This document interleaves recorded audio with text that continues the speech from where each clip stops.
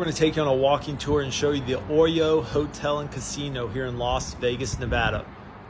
The Oyo is located next to the Tropicana and across the street from MGM Grand. The hotel has approximately 696 rooms with around 35,000 square feet of gaming casino. Since opening in 1973, which is exactly 50 years ago, the property has been renamed several times. Most recently as Hotel San Remo from 1989 to 2006 and the Hooters Casino Hotel from 2006 to 2019. One of the pros of this casino is it does have $1 blackjack. There's a sign outside that says $1 blackjack 24/7. It still is 6 to 5 blackjack though, but if you're looking to play some $1 blackjack, this might be the place for you.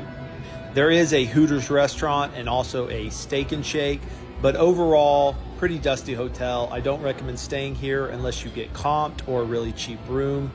They do have a William Hill Sportsbook if you like placing sports bets, and there also is a pool outside. As you can see though, not a lot of action. There is a big screen TV and a lifeguard to watch your kids, but that's about it. Like this video and follow for more Vegas. Thanks for watching.